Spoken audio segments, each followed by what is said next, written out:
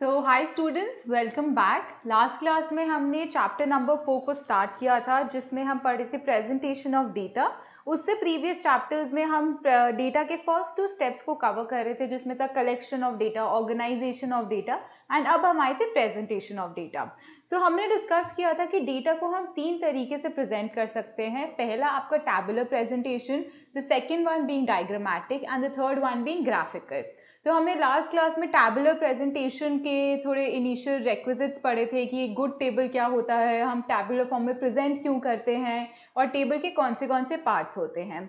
आज की क्लास में हम इसका प्रैक्टिकल एस्पेक्ट ज़्यादा देखेंगे कि अगर आपको डेटा दिया हुआ है, आप उसको टेबल की फॉर्म में कैसे ऑर्गेनाइज करेंगे। तो उससे पहले हम एक बार पार्ट्स ऑफ टेबल फिर से डिस्कस कर लेते हैं, एक बार उसका एक क्विक रिविजन कर लेते हैं। तो आप लोगों ने लास्ट क्लास में ये टेबल एक बनाया होगा, तो हम इसी के थ्रू करते हैं। आपका सबसे पहली चीज क्या आती है? Table number. So table number is what? It is a reference number that you give to the table, कि टेबल 5.1, ताकि अगर आपको टेक्स्ट में आगे ये टेबल को रेफर बैक करना है तो आप वहां पर सिर्फ लिख सकते हैं रेफर टेबल 5.1। उसके बाद आप टेबल को एक टाइटल देते हैं। टाइटल मतलब टेबल की आइडेंटिटी, एक तरीके से टेबल का नाम, कि ये जो टेबल हमने बनाया है ये क्या रिप्रेजेंट कर रहा है, हम इसमें क्या शो करना चाहते हैं, वो हम टाइटल के थ्रू बताते हैं।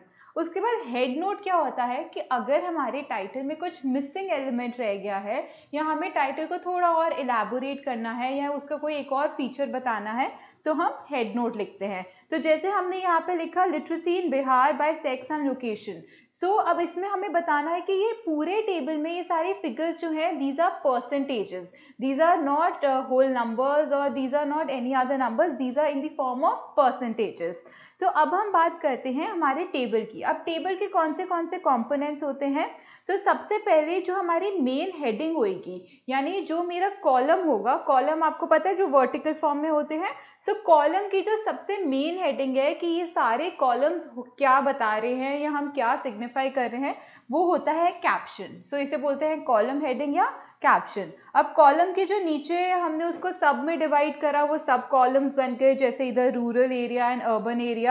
फिर उसके बाद हम आते हैं रो। अब जो रो का मेन होगा, लाइक द मेन एलिमेंट की ये रो हमारी क्या बता रही है, तो ये रो हमारी बताती है gender, that is male and female. तो ये जो मेन पार्ट है इसे हम कहते हैं स्टब्स। उसके बाद जो ये सब पार्ट्स हैं, दैट इज जेंडर को हमने फर्दर डिवाइड किया है इनटू मेल एंड फीमेल, उसे कहते हैं सब एंट्रीज। उसके बाद जो हमारा ये वाला टोटल है, ये वाला टोटल किसका टोटल होता है? कॉलम का टोटल होता है, बिकॉज आप इसे ऐड करेंगे तो ये आएगा, इससे ऐड करेंगे तो ये आएगा। और ये वाला टोटल जो होता है वो रो का टोटल होता है, that is from left to right and column is from top to bottom. उसके बाद हमारे टेबल के नीचे हम एक सोर्स नोट देते हैं। सोर्स नोट मतलब कि हमने जो टेबल में डेटा उठाया है वो हमने कौन से सोर्सेज से डेटा उठाया है। बेसिकली हम जिस सोर्सेज से डेटा उठाते हैं हम उसे एक तरीके की एक्नॉलेजमेंट देते हैं कि हमने ये डेटा इस सोर्स से उठाया है, इसीलिए ये डेटा रिलायबल है। उसके बाद हम देते हैं फुट नोट, कि अगर हमें बताना होता है टेबल में, अब हम सब कुछ तो नहीं घुसा सकते ना, हमारे पास सिर्फ नंबर्स हैं, हम वो नंबर्स टेबल में लिखते हैं। अब हमें उनके रिगार्डिंग कुछ रेफरेंस देना हो या कुछ हमें उनका पिक्यूलर फीचर बताना हो या कुछ उनके बारे में बताना हो तो हम एक फुट नोट देते हैं, जैसे हमने इसमें दिया कि all the figures in the table are rounded off. Okay, so ये बेसिकली हमारे टेबल के हमने कंपोनेंट्स पढ़े थे। आपके टेबल में ये सारे कंपोनेंट्स जरूरी होने चाहिए। तो आइए एक छोटा सा थ्योरी टॉपिक और है, बहुत ज़्यादा छोटा नहीं है बट फिर भी it's not very important this topic, but हम इससे पहले एक क्वेश्चन कर लेते हैं ताकि आपको थोड़ा सा पता चल जाए कि हम एग्जैक्टली करना क्या चाह रहे हैं इस चैप्टर में।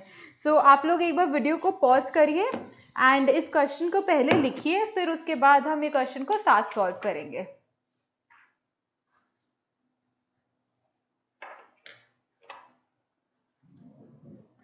तो आप लोगों ने इस क्वेश्चन को लिख लिया? तो आइए हम पहले क्वेश्चन पढ़ते हैं। So in class 11th there are 120 students. Total number of students कितने आ गए हमारे? Total students जो हैं वो है 120। Out of which 70 are boys. Okay, so basically उन्होंने कहा है कि टोटल स्टूडेंट्स 120 है जिसमें से 70 बॉयज हैं। तो अगर मैं इसको एक फ्लो चार्ट में करती हूँ तो कैसे आएगा? तो आपके पास अगर कोई टेबल्स के क्वेश्चंस आए तो प्लीज़ उन्हें सबसे पहले एक फ्लो चार्ट की फॉर्म में प्रेजेंट कर लीजिएगा और फिर उसको टेबल में कन्वर्ट कीजिएगा। अगर आप डायरेक्टली टेबल बनाना शुरू करेंगे ना तो प्रॉबेबली बीच में आप कोई ना कोई मिस्टेक कर देंगे या नंबर्स एक्यूरेटली नहीं फाइंड करेंगे या फिर उसका प्रेजेंटेशन आप गलत करने के चांसेस आपके ज़्यादा हो सकते हैं। So it's very simple, you make a flow chart first. तो आपका सबसे पहला चार्ट पॉइंट है कि जब भी टेबल का क्वेश्चन आए वर्किंग नोट्स में उसका फ्लो चार्ट बना दो। सो टोटल स्टूडेंट्स 120 जिसमें से बॉयज वो क्या कह रहे हैं हमारे पास 70 हैं, तो यानी गर्ल्स कितनी हो गई? टोटल 120 थे, बॉयज 70 है, तो गर्ल्स हो गई 50 विच इज 120 माइनस 70। ओके, आप लोगों ने क्वेश्चन नोट कर लिए, इसीलिए मैंने वो ऊपर कर दिया है तो आपको क्वेश्चन नहीं दिखेगा, आप लोगों की नोटबुक्स में होगा वो। ओके, सो अब हमारे 50 जो है गर्ल्स हैं, 70 बॉयज हैं। Out of the 70 boys 30 boys belong to the science stream and 25 are from the art stream. अब इसमें जो है उन्होंने क्या बोला है कि ये 70 में से 30 बॉयज जो हैं वो कहाँ के हैं? साइंस के हैं, और जो 25 है वो कहाँ के हैं? आर्ट्स के हैं।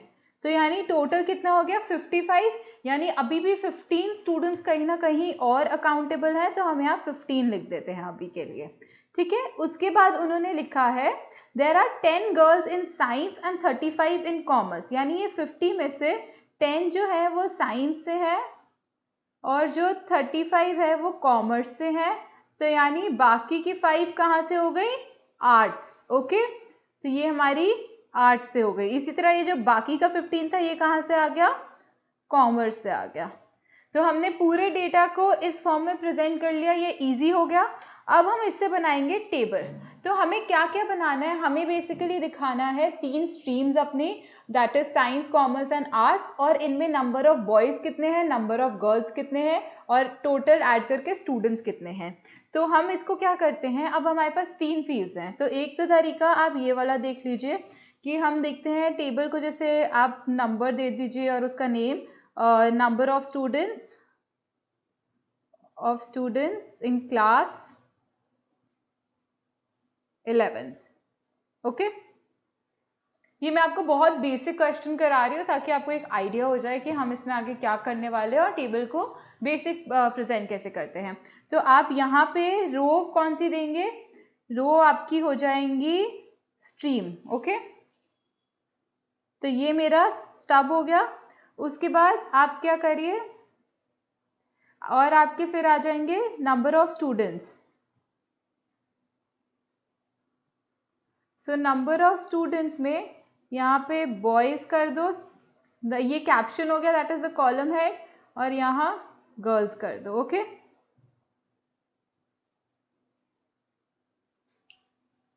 अब स्ट्रीम में आपकी 3 स्ट्रीम्स हैं, साइंस, कॉमर्स एंड आर्ट्स। तो अब साइंस में आपके कितने नंबर ऑफ बॉयज हैं? 30, और कितनी नंबर ऑफ गर्ल्स हैं? 10। उसके बाद कॉमर्स में 15 बॉयज एंड 35 गर्ल्स। उसके बाद आर्ट्स में कितने हैं? 25 बॉयज एंड 5 गर्ल्स। ओके, अब हमें टोटल करने हैं इनके।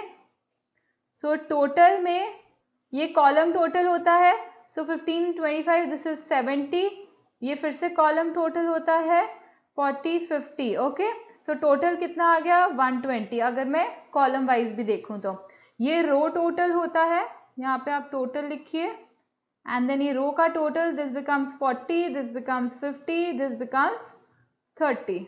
तो ये फिर से ऐड करोगे तो 120 ही आएगा। सो आपका रो और कॉलम का total is always going to be the total number of students, that is the total data that is given to us. Okay, तो ये आप लोग एक बार नोट कर लो। फ्लो चार्ट बनाओ सबसे पहला स्टेप, उसके बाद अपना टेबल फ्रेम करो।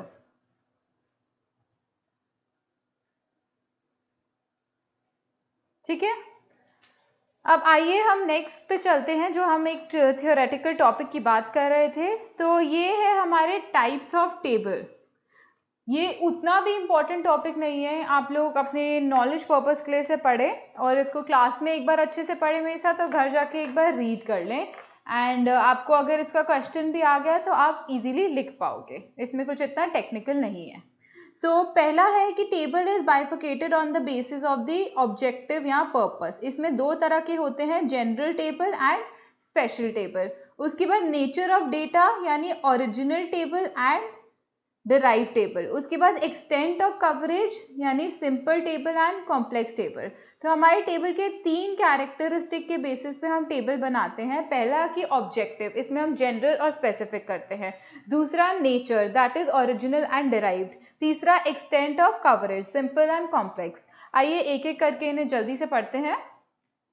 आप लोगों ने ये बना लिया, इससे पहले बनाइए टाइप्स ऑफ टेबल।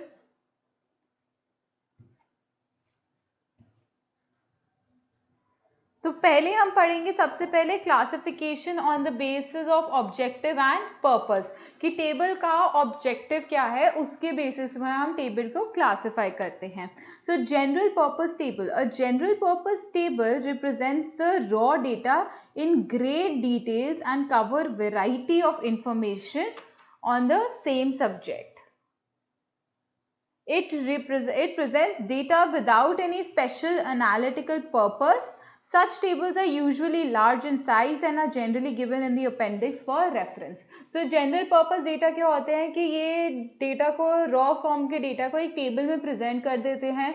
कुछ उसमें स्टैटिस्टिकल एनालिसिस नहीं होता, इट्स जस्ट दैट कि पूरा जो डेटा है उसको आपने टैबुलर फॉर्म में दे दिया। तो इसमें कुछ ऐसे डिटेल स्पेसिफिक नहीं होता, ये सिंप्लीफिकेशन ऑफ द डेटा के लिए बनते हैं। सो जनरली ये डेटा बहुत बड़े साइज के होते हैं, क्योंकि आपका अगर डेटा बड़ा है तो उसका टेबल भी बड़ा बनेगा, और ये हम जनरली अपने इंडेक्स या अपेंडिक्स में दे देते हैं, हम इसको मेन टेक्स्ट में इंक्लूड नहीं करते। ओके, उसके बाद आपने ये नोट डाउन कर लिया, एक बार मैं आपको लास्ट पेज पे दिखा देती हूँ। ये जनरल पर्पस से हमने स्टार्ट किया। हम अभी टेबल का पहला फॉर्म पढ़ रहे हैं, that is categorisation on the basis of objective या पर्पस, जिसमें सबसे पहले हमने पढ़ा जनरल पर्पस। नेक्स्ट हम पढ़ रहे हैं special purpose table. So the table provide information specific to a particular inquiry. जैसे अगर हमें टेबल चाहिए कुछ एक पर्टिकुलर टॉपिक के ऊपर, एक पर्टिकुलर कॉन्सेप्ट के ऊपर, या एक ट्रेंड हमें ऑब्जर्व करना है, तो वो देगा हमें स्पेसिफिक टेबल। अगर मेरे को एक कंपनी के हायरिंग ट्रेंड्स को ऑब्जर्व करना है ओवर द ईयर, कि कितना मेल लेते हैं, कितनी फीमेल लेते हैं, कौन से कॉलेजेस से स्टूडेंट को उठाते हैं, किस प्रोफाइल के लोगों को लेते हैं, तो मेरे को वो जो टेबल चाहिए होगा that is for a specific purpose, because I want to see the hiring scheme of the company. Okay, so example, the hiring of a company for a number of years. These tables are generally very brief and are used to present the result of analysis of data, कि जो आपने company की hiring का पूरा analysis किया उसका result ये present करता है in the form of table. Okay, उसके बाद classification on the basis of nature of data. अब हमने ऑब्जेक्टिव के दो पढ़ लिए, जनरल पर्पस और स्पेसिफिक. अब हम पढ़ते हैं nature of data, that is original and derived. अब आप खुद ही थोड़ा सा सोचिए, ओरिजिनल मतलब जो बिल्कुल प्राइमरी डेटा था, जो हमने खुद कलेक्ट करा है, और डिराइव मतलब जो हमने किसी ना किसी सोर्स से उठाया है. So according to the nature of the originality of the data there are two types of tables. आप इसको टेबल्स कर दीजिए. There are two types of tables. First one is your original table. Original table क्या होता है? It contains the statistical facts in their original form. यानी उनकी अपनी जो रॉ फॉर्म है उसी फॉर्म में ये statistical analysis को कवर करते हैं. That is figure in this type of table are not rounded off. जो original data है वो ही presented है. Okay? उसके बाद it contains data which was not initially collected from the it contains data which was initially collected from the original, that is primary source. So original data जैसे name बता रहा है कि ये वो डेटा है जो अपनी रॉ फॉर्म में है, हमने इसको कुछ मॉडिफाई नहीं किया, जिस तरीके से ये कलेक्ट हुआ उसी तरीके से ये प्रेजेंट हुआ. ओके, नेक्स्ट आता है डिराइव टेबल। डिराइव टेबल में क्या होता है कि a table which presents results derive from the original data like averages, percentages, ratios is known as a derive table. कि हमने जो ओरिजिनल टेबल बनाया उसमें से हमने कुछ फर्दर एनालिसिस करे, हमने एवरेजेस निकाली, हमने कोरिलेशंस निकाले, परसेंटेजेस निकाली, रेशियोज निकाले, तो ये हमने ओरिजिनल डेटा से डिराइव करे। Okay, so it is known as a derived data. It expresses the information derived from original or primary table. कि जो original या primary table में data collect हुआ उसको हमने इन सब measurement में derive करा। okay? आपको यहाँ पे clarity है इसकी? ओके, सो नेक्स्ट हम बात करते हैं classification on the basis of extent of coverage. हमने अब दो कवर कर लिए, फर्स्ट ऑब्जेक्टिव के बेसिस पे, सेकंड ओरिजिनलिटी के बेसिस पे, थर्ड हम बात कर रहे हैं कवरेज के बेसिस पे। तो सिंपल टेबल क्या होता है? So this is the simplest form of table in which data is presented in one way table as only one variable is under study. तो सिंपल टेबल जिसमें एक वेरिएबल आप स्टडी कर रहे हैं, suppose you are studying the height of a student और you are studying the weight of a student, you are not studying these two factors together. So जब आप सिर्फ एक वेरिएबल की बात करेंगे तो वो सिंपल टेबल बन जाएगा। जैसे कि अगर आप क्लास 11th के टोटल नंबर ऑफ स्टूडेंट्स निकाल रहे हैं, सो आपने निकाला 11th A B C D and you find the number of students, so this is one variable. क्योंकि आप सिर्फ नंबर ऑफ स्टूडेंट्स की बात कर रहे हैं, ना आप उनके मार्क्स की बात कर रहे हैं, ना उनके कोई हाइट की बात कर रहे हैं, आप सिर्फ नंबर ऑफ स्टूडेंट्स देख रहे हैं। So this is one variable. Okay, so complex table क्या होता है? उसके बाद complex table a table which presents data according to two और more characteristics is known as a complex table. So complex table मतलब कि जब हमारे दो से ज़्यादा वेरिएबल आ जाते हैं, हमारे जो सिंपल टेबल था उसमें एक वेरिएबल आ रहा था, कॉम्प्लेक्स टेबल मतलब जहाँ टू या टू से ज़्यादा वेरिएबल्स का कवरेज होता है। ओके, सो कॉम्प्लेक्स डेटा जो कॉम्प्लेक्स टेबल जो होता है उसको हम तीन फॉर्म्स में लिखते हैं। तो हम ये एक बार तीन फॉर्म्स देख लेते हैं। सो ये तीन फॉर्म्स बेसिकली ऐसे चेंज होती रहती है कि जितने नंबर ऑफ वेरिएबल इंक्रीज हो गया हम टेबल का नाम दूसरा कर देते हैं। टू वे टेबल मतलब डबल टेबल, इसको डबल टेबल भी बोलते हैं। It gives information about two interrelated characteristic, जहाँ दो variable which are interrelated आ जाते हैं वो हमारा टू वे टेबल बन जाता है। आप लोगों ने एक बार ये लास्ट वाला सिंपल टेबल और इसका टेक्स्ट नोट कर लिया? यहाँ पॉज करिए और नोट करिए, उसके बाद एक बार यहाँ पॉज करके नोट करिए। ओके, सो अब टू वे टेबल की बात करें तो it gives information about two interrelated characteristic of a particular phenomena. For example, if the number of students of class 11th in different section is further divided gender wise, the table will become two way। कि आपने number of students हर एक section में निकाल लिए, उसके बाद आप उन्हें क्लासीफाई कर रहे हैं as girls and boys, so that becomes a two way table. Okay, three way table, इसको हम ट्रेबल टेबल भी बोलते हैं। Treble means three. So in a three-way table, three characteristics of the data are classified. It gives information regarding three interrelated. Okay, पहले में हम to interrelated बात कर रहे थे, सिंपल में हम एक ही की बात करते थे, और अब ये आ गया ट्रेबल टेबल जिसमें हम कहते हैं three interrelated characteristic of a particular phenomena. If in the above two table, जहाँ पे हमने टू वे में बात करी थी कि हम नंबर ऑफ स्टूडेंट्स देख रहे हैं, फिर सेक्शन में हम गर्ल्स और बॉयज देख रहे हैं, ठीक है। अब हम इन गर्ल्स और बॉयज को अगर फर्दर क्लासीफाई कर दें into day scholars and into hostellers. Day scholars मतलब जो सिर्फ स्कूल आते हैं, अटेंड करते हैं और घर चले जाते हैं। हॉस्टलर्स मतलब जो स्कूल जाते हैं, अटेंड करते हैं और फिर उन्हीं के वहीं पे हॉस्टल्स होते हैं, वो हॉस्टल में स्टे करते हैं, घर नहीं जाते। Okay, then it's a three way table कि हमने पहले नंबर ऑफ स्टूडेंट्स निकाले, फिर गर्ल्स और बॉयज में बाइफर्केट किया, फिर बॉयज को further two categories that is hostellers and day scholars, फिर गर्ल्स को hostellers and day scholars. Okay, उसके बाद मैनीफोल्ड टेबल क्या कहता है? The table which explains more than three characteristic, कि अगर अब आपके तीन से भी ज़्यादा कैरेक्टरिस्टिक आ गए तो डेटा होता है manifold table. So the table provides information on large number of interrelated problems और कैरेक्टरिस्टिक्स। ओके, तो ये कॉम्प्लेक्स डेटा के तीन पार्ट थे। सो ये टू वे, वीडियो पॉज करो और नोट करो। Then this is three way, pause the video and note. and then this is manifold. Again pause the video and note it down.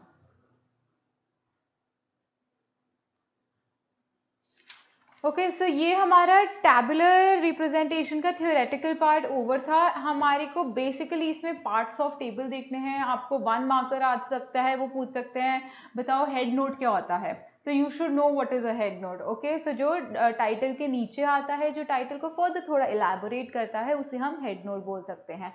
सो आपका parts of the table इसमें सबसे ज़्यादा important topic है. और अब हम थोड़ा इसमें प्रैक्टिकल कवर करेंगे. तो मैंने यहाँ पे अराउंड 3-4 क्वेश्चंस लिखे हैं जो कि आपका इस चैप्टर के ऑलमोस्ट सारे प्रैक्टिकल को कवरेज दे देगा. तो बेसिक से लेकर थोड़ा कॉम्प्लेक्स तक हमने क्वेश्चंस करे हैं यहाँ पे. तो आप सबसे पहला क्वेश्चन लिखिए, पहले क्वेश्चन लिखिए, फिर उसके बाद मेरे साथ उसको सॉल्व करिएगा.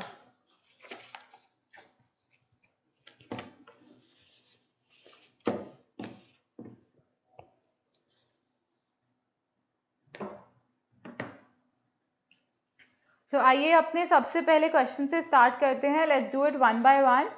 सो there are 1400 employees in certain company. Of all the employees, just a second, यहाँ पे फुल स्टॉप है.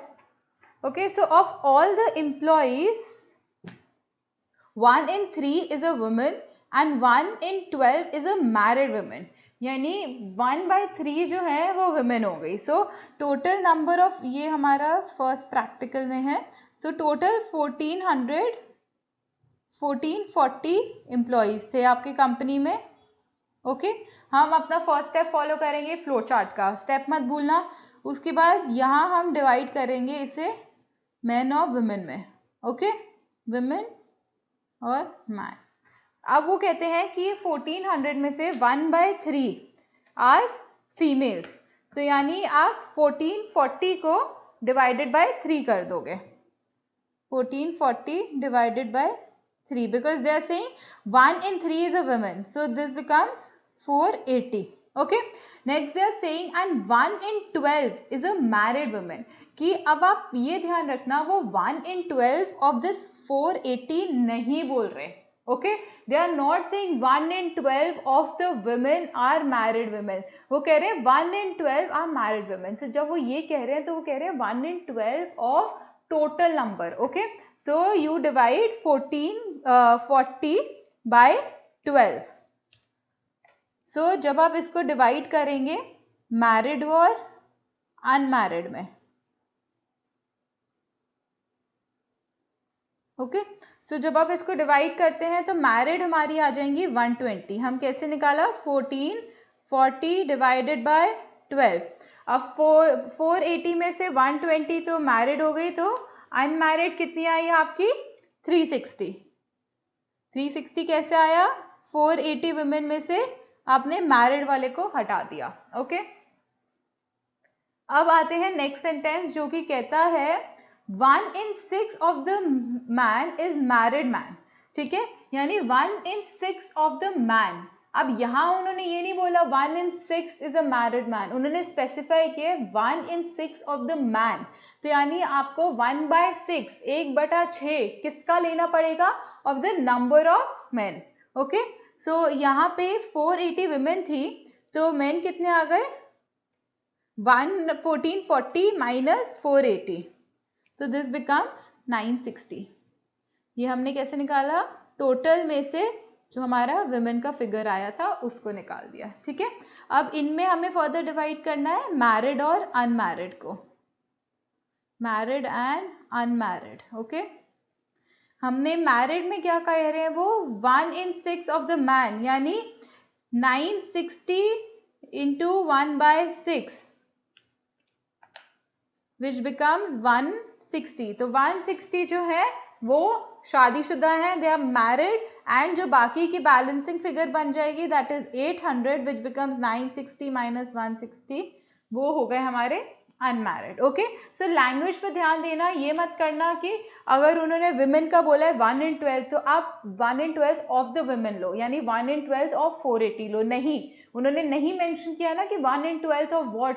सो 1 in 12 will be of the total employees. Okay जब मैन की बात करी तो उन्होंने मेंशन कर दिया कि 1 in 6 ऑफ द मैन तो यानी 1/6 of the man, not of the total, तो आप 1/6 ऑफ मैन लेंगे। ओके, सो यहाँ पे आपका ये स्टार पॉइंट और यहाँ पे ये स्टार पॉइंट, आप ऐसे स्टार्स मेंशन करके रख लेंगे ना, तो आपको एग्जाम टाइम पे एक बार फ्लिप करना बहुत इजी हो जाएगा कि अच्छा इसमें बस सिर्फ ये लैंग्वेज का पॉइंट देखना है, बाकी इजी है।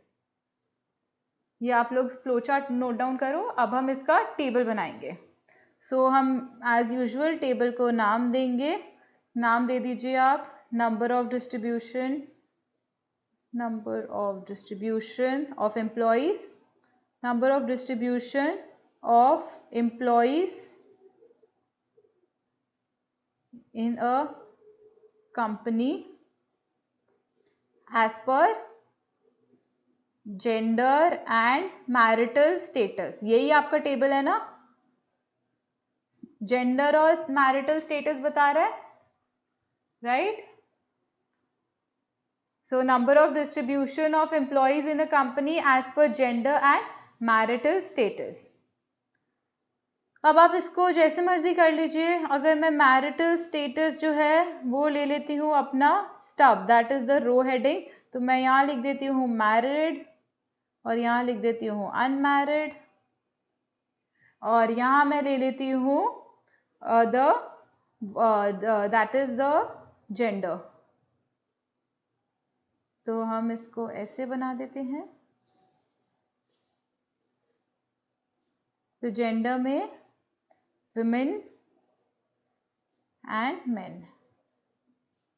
ओके, ये तो टोटल आएगा ही हमारा, और नीचे भी हमारा टोटल आएगा ही। तो अब आपके मैरिड मैन कितने हैं, मेरे को फिगर्स अपने नोटबुक में साथ साथ लिखते जाइए। मैरिड और मैन, ठीक है, हम अपने फ्लो चार्ट में से कॉपी करेंगे। मैन कितने हैं और मैरिड कितने हैं। सो दिस बिकम्स 160, और अनमैरिड कितने हो गए 800, this becomes a total of 960।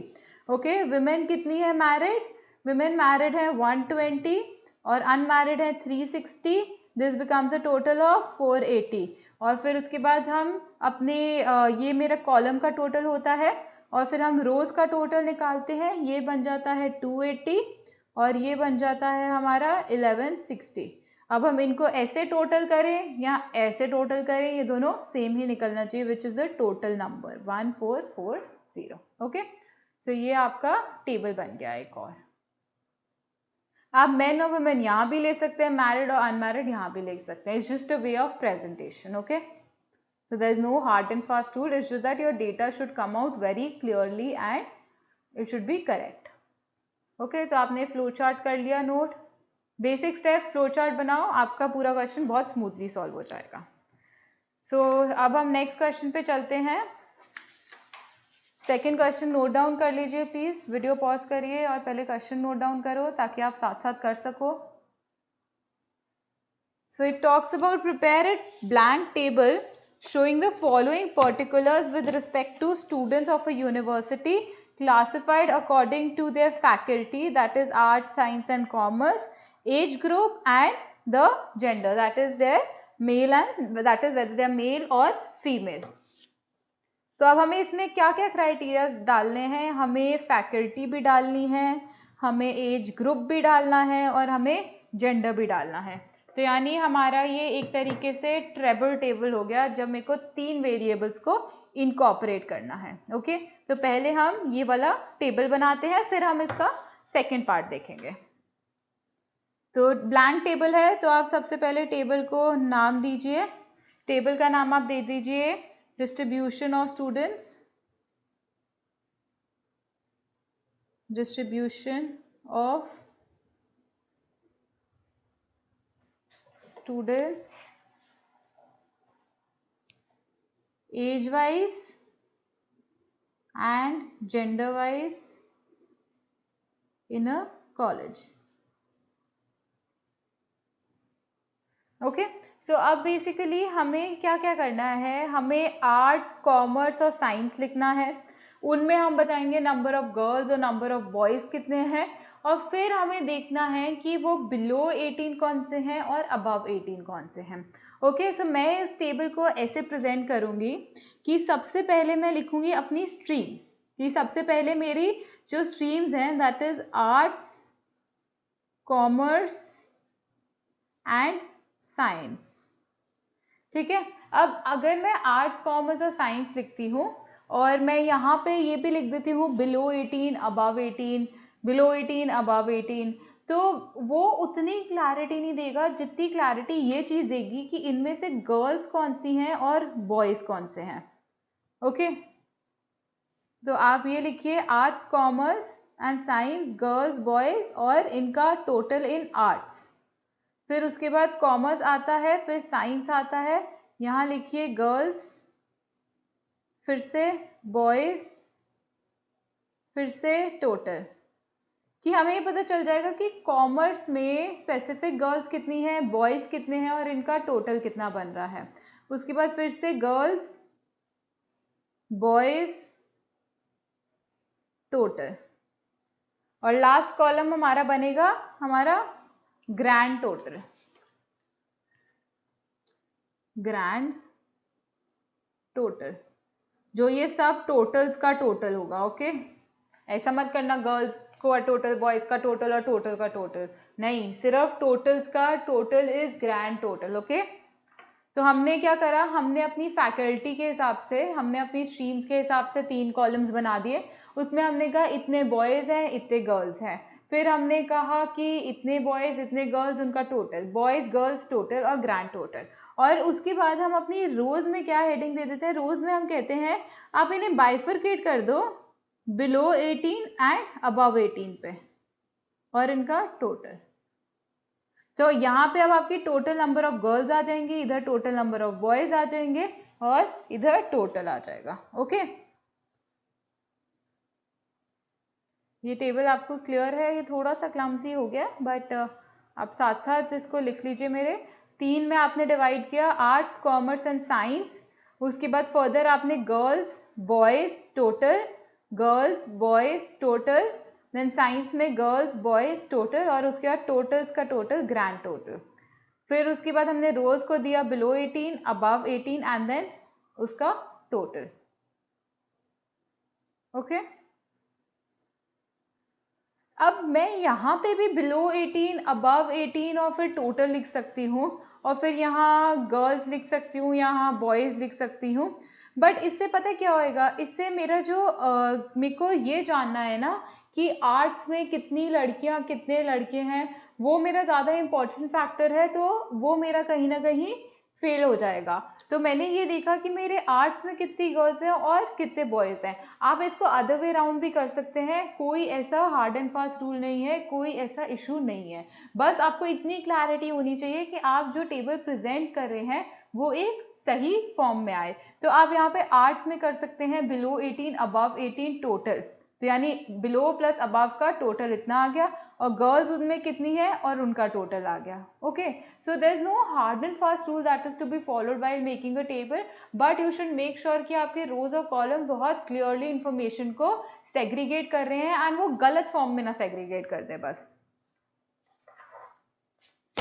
उसके बाद हमें लिखा हुआ है उन्होंने, modify the above table if the data of 2 years that is 15 and 16 and 16 and 17 is to be plotted in the same table. अब आपको यही चीज जो है वो ईयर वाइज प्लॉट करनी है, कि आपको 2 साल दिए हुए हैं, 15, 16 एंड 16, 17, आपको आपकी तीनों फील्ड्स दिए हुए हैं, लड़के लड़की, बिलो 18, अबव 18 दिया हुआ है। तो अब हम क्या करते हैं कि हम जनरली ईयर को जो है ना हम अपने कॉलम के उसमें लेते हैं, तो हमारा यहाँ बन जाएगा ईयर 2015 और 16, और इधर बन जाएगा 2016 एंड 17। ठीक है, ये 2 ईयर्स में मैंने इसको डिवाइड कर दिया।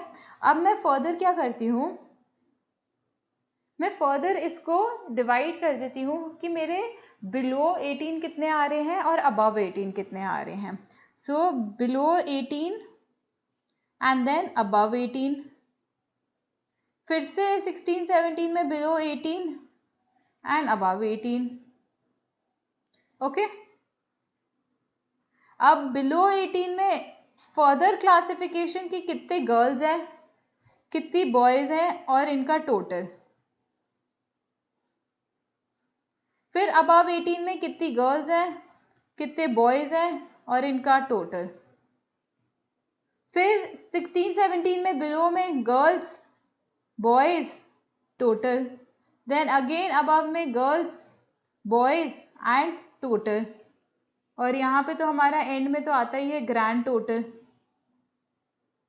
ठीक है, अब हम रोज को क्या देंगे, पहली रो बना देते हैं आर्ट्स की, दूसरी बना देते हैं कॉमर्स की और तीसरी बना देते हैं साइंस की। तो हमने इस टेबल में क्या किया, हमने अपनी जो स्ट्रीम्स थी ना उनको रोज में शिफ्ट कर दिया और ईयर्स को ऊपर लिख दिया। ओके, तो हमने ईयर्स को ऊपर लिख दिया और स्ट्रीम्स को नीचे कर दिया। आप ऊपर वाले टेबल को भी मॉडिफाई कर सकते हो, बट फिर उससे पता है क्या होगा कि आपके 15-16 में ही 3 कॉलम्स बन जाएंगे और उन 3 कॉलम्स के फर्दर 3 कॉलम्स बन जाएंगे, तो टेबल बहुत ही बड़ा सा हो जाएगा। तो हमने एक टेबल को यूनिफॉर्म रखने के लिए क्या किया, ऊपर बिलो 18 अबव 18 करके उसके 3 कॉलम्स बनाए और स्ट्रीम्स को अपनी रोज में डिफाइन कर दिया। ठीक है, ये आप नोट डाउन कर लो। चलिए नेक्स्ट क्वेश्चन पे मूव ऑन करते हैं, ये थोड़ा कॉम्प्रिहेंसिव वाला है। सो अ टोटल, इसको नोट डाउन करिए फिर रीड करते हैं।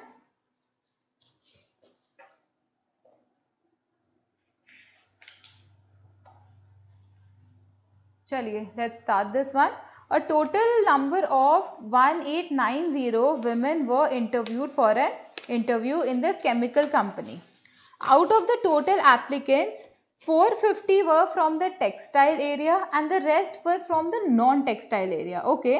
Amongst the married women who belonged to the textile area, 310 were experienced and 60 were inexperienced. While for non-textile area, the corresponding figures were 250 and 320. यानी कि 250 जो थी एक्सपीरियंस थी और 320 जो थी वो अनएक्सपीरियंस थी। उसके बाद हम आगे पढ़ते हैं इसको। The total number of inexperienced women were 1250, of whom 80 resided in textile. Of the total number of women, 950 were unmarried, and of these the number of inexperienced were textile. Okay, this is too much of data. So आप देख रहे हैं, अगर हम question को ऐसी form में पढ़ेंगे ना, हमें कुछ समझ नहीं आएगा और ना ही कुछ याद रहेगा।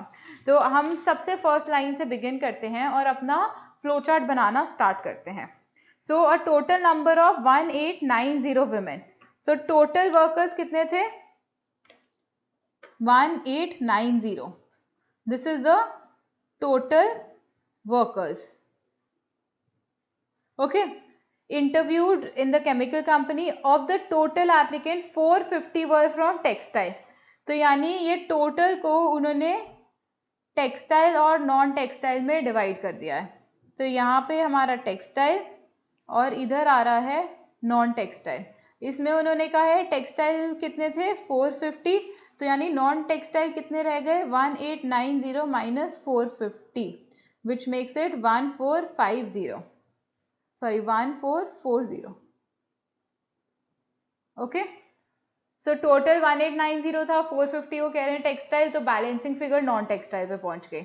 अब नेक्स्ट पढ़ते हैं, वो कहते हैं among the married women who belong to the textile area, यानी 450 की बात कर रहे हैं हम, 310 were experienced and 60 were inexperience. अब टेक्सटाइल और नॉन टेक्सटाइल को उन्होंने आगे डिवाइड किया है मैरिड और अनमैरिड में।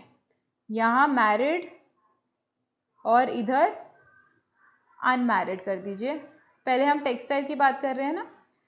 अब मैरिड और अनमैरिड की हमें फिगर तो दी नहीं हुई, बट उन्होंने कहा है मैरिड जो है उनमें से 310 जो है वो एक्सपीरियंस्ड है और कितनी इनएक्सपीरियंस्ड है 60 जो है वो इनएक्सपीरियंस्ड है, 60 इनएक्सपीरियंस्ड। ओके, तो जब हम 310 और 60 को एड अप करेंगे तो हमारा कितना बन जाएगा 370। तो ऐसे हमने मैरिड का फिगर निकाल लिया। अब टेक्सटाइल में 450 में से 370 मैरिड थी और अनमैरिड कितनी हुई, बैलेंसिंग फिगर आप निकाल लीजिए 30 एंड 50 80। सो 80 जो है हमारी अनमैरिड हो गई। ओके, अब उन्होंने क्या बताया हमें नेक्स्ट कि while for non textile areas the corresponding figure were 250 and 320। अब उन्होंने साथ ही साथ हमें नॉन टेक्सटाइल का भी दे दिया। नॉन टेक्सटाइल में भी हम वही करेंगे, डिवाइड करो मैरिड एंड अनमैरिड। आपको मैरिड की फिगर नहीं पता तो आप वही चीज करो, उन्होंने सेम ही डेटा दिया हुआ है, एक्सपीरियंस्ड और इनएक्सपीरियंस्ड। इसमें भी यही डिवाइड होएगा, एक्सपीरियंस और अनएक्सपीरियंस्ड। ओके, तो यहाँ पे उन्होंने डेटा वो दिया हुआ है कि 250 जो है एक्सपीरियंस्ड है और हमारे 320 जो है वो इनएक्सपीरियंस्ड है। अब इनएक्सपीरियंस्ड और एक्सपीरियंस दिया हुआ है, इन्हें ऐड अप कर दो, ये बन जाता है 570, यानी 570 मैरिड हो गए, तो अनमैरिड कितना हुआ, minus 570, this becomes 870। Balancing figure 1440 minus 570, unmarried निकल गए। ठीक है, अब हमारे पास बेसिकली टेक्सटाइल आ गया, मैरिड अनमैरिड आ गया, उनका फर्दर एक्सपीरियंस्ड और इनएक्सपीरियंस्ड आ गया। अब हमें अनमैरिड का निकालना है कि एक्सपीरियंस्ड और इनएक्सपीरियंस्ड कितना है। तो नेक्स्ट पेज पे आइए। So the total number of inexperienced women were 1250। Total number कितने थे इनएक्सपीरियंस्ड के, 1250, ऑफ हुम 80 रेसाइडेड इन टेक्सटाइल एरियाज। सो 80 उन्होंने कहा है हमारे टेक्सटाइल एरिया में रिसाइड कर रहे हैं इनएक्सपीरियंस।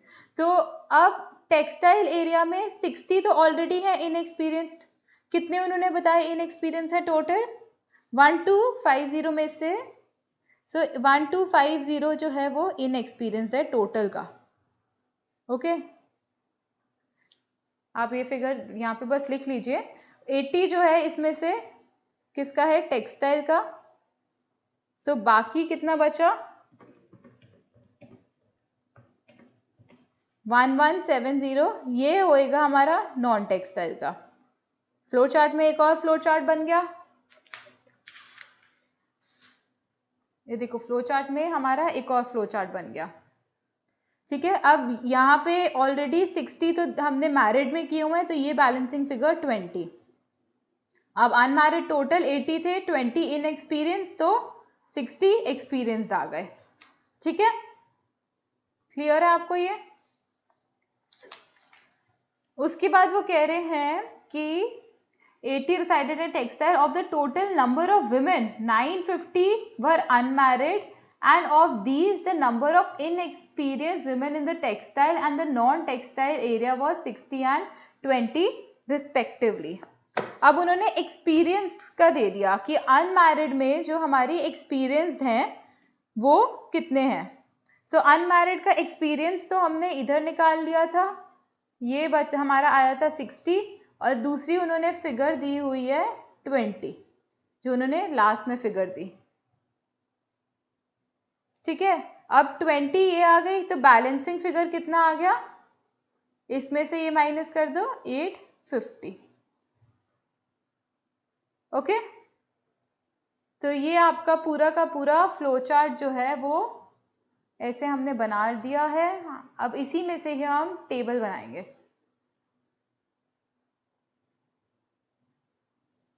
तो आप ये, मैं आपको एक एक ब्रांच करके दिखा रही हूँ, आप इसको प्लीज़ नोट डाउन करो। टोटल दिया हुआ है, टेक्सटाइल दिया हुआ है, ये फिगर्स दी हुई हैं, निकालना हमने सीख लिया है। आपको बस नंबर्स को देखना है, उन्हें स्टडी करना है और करते जाना है आगे। ठीक है, ये नॉन टेक्सटाइल का लिख लो। अब हम इसका टेबल बनाएंगे। Okay, then there is this small table also if you want to see. This is just for reference. तो आपने ये जो फ्लो चार्ट बनाया है इसको सामने रखो और इसको टैब्यूलेट करो। अब टैब्यूलेट कैसे करोगे, टेबल का नाम आप लोग अब लिख लोगे, table name, distribution of experienced and unexperienced, distribution of experienced and inexperienced, married and unmarried women in textile. Okay, ये टेबल का नाम आप लिख लोगे। उसके बाद हम टेबल में अब हमारे क्या क्या क्राइटेरियाज हैं, हमें ये देखना है कि टेक्सटाइल और नॉन टेक्सटाइल में डिवाइड करना है, और मैरिड और अनमैरिड में, और फिर एक्सपीरियंस्ड और इनएक्सपीरियंस्ड में। ओके, बहुत सारे क्राइटेरियाज आ गए, 1 2 3, ये फिर से अगेन 3 वाला आ गया हमारे पास। तो हम क्या करते हैं, पहला क्राइटेरिया ले लेते हैं टेक्सटाइल और दूसरा ले लेते हैं नॉन टेक्सटाइल। तो मैं आपको इस टेबल के बस हेड्स बना के दे दूंगी, आप प्लीज डेटा फिल इन कर लीजिएगा। नॉन टेक्सटाइल, ओके, ये हमारे 2 मेन कॉलम्स बन गए। अब इन कॉलम्स में हमें क्या क्या दिखाना है, हमें दिखाना है मैरिड कितनी है और अनमैरिड कितनी है और इनका टोटल क्या है। ओके, हमने बिल्कुल फ्लो चार्ट में से उठाया है, कुछ ऐसा चेंज नहीं किया है। फिर उसके बाद मैरिड नॉन टेक्सटाइल में, अनमैरिड और टोटल। ठीक है, आप एक और कॉलम बना सकते हो जो कि टोटल का ही कॉलम है, और उस टोटल में हम टोटल मैरिड कर देंगे, यानी सिर्फ मैरिड का टोटल दोनों इंडस्ट्रीज का, अनमैरिड का टोटल और सबका टोटल। ओके, उसके बाद आपकी रोज क्या बन जाएंगी, ये आपके कॉलम्स बन गए। आपकी रोज क्या बन जाएगी, अब आपका एक और क्राइटेरिया क्या रह गया, एक्सपीरियंस्ड और इनएक्सपीरियंस्ड, और फिर इसका टोटल। ठीक है, अब आपको मैंने टेबल के हेड्स दे दिए हैं, मैं आपको चाहे तो एक टेक्सटाइल का भर के दिखा देती हूँ। टेक्सटाइल में मैरिड कितने हैं, एक्सपीरियंस्ड 3 10, अनमैरिड कितने हैं और अनमैरिड कितने हैं हमारे, एक्सपीरियंस्ड 60, इनका टोटल बन गया 370। उसी तरह मैरिड में इनएक्सपीरियंस्ड कितने हैं, अनमैरिड में इनएक्सपीरियंस कितने हैं, ये बन गया 80। तो इस तरीके से आपको फिल करना है। ठीक है, ये आप सब फिल कर लीजिएगा, चाहे तो मैं आपको नंबर्स लिख के दे देती हूँ, बट आप प्लीज इसको अपने आप करिएगा, हमने फ्लो चार्ट बना दिए हैं।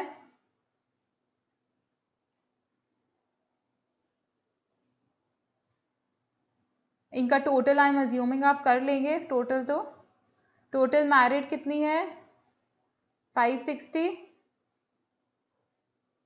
Married women total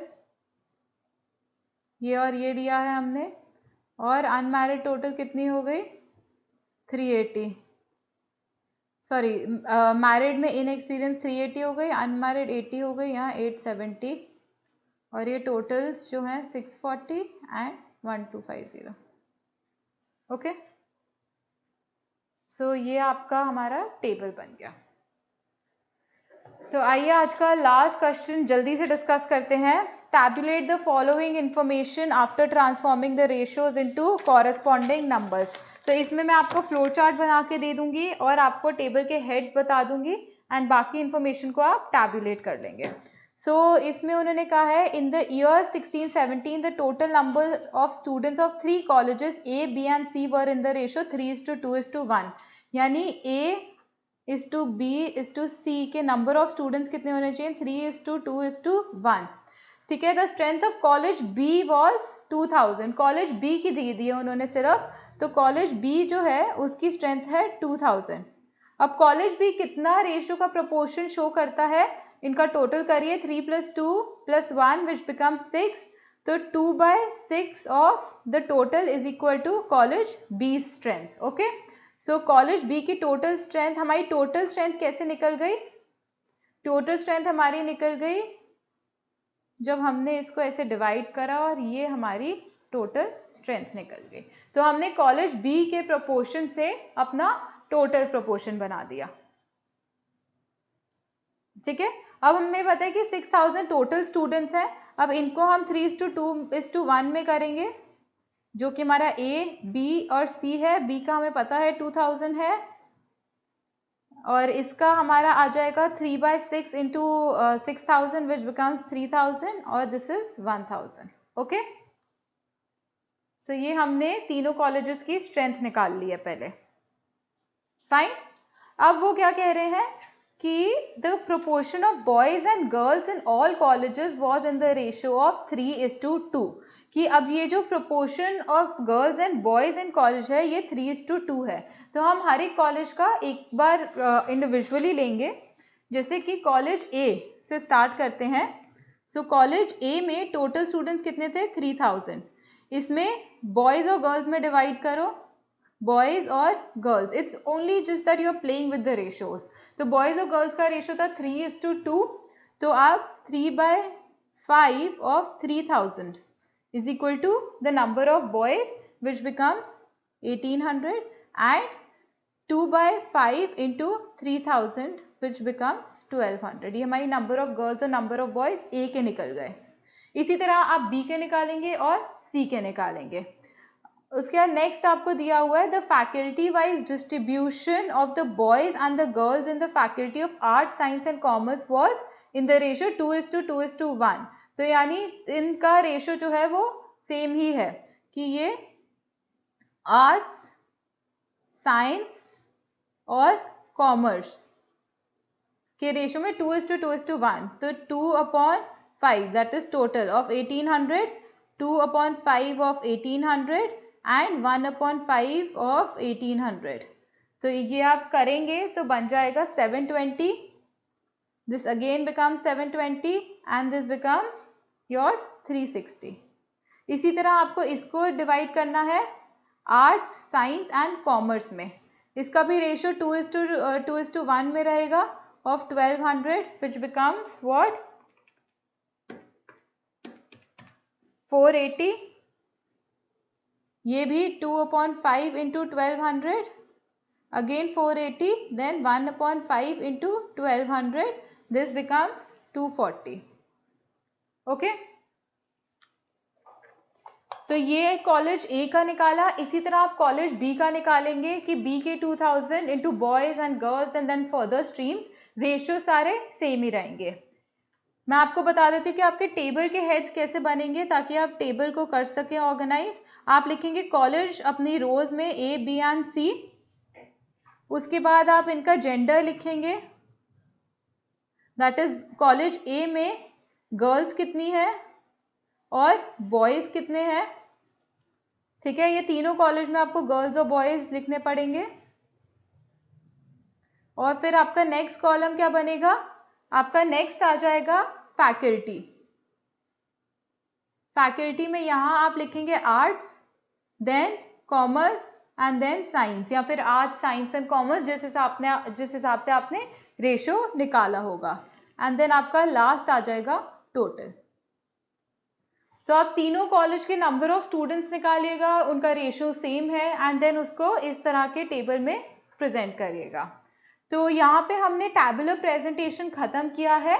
next class में हम अपना डायग्रामेटिक प्रेजेंटेशन स्टार्ट करेंगे. आप लोग ये वाला क्वेश्चन होमवर्क में करके लाएंगे. मैंने आपको एक ब्रीफ दे दिया है एंड नेक्स्ट क्लास में मैं चाहे तो आपको इसका बस आंसर दिखा दूंगी so that you can match up your answers. Okay, so I'll see you guys in the next class now and just complete up your notes. Thank you so much.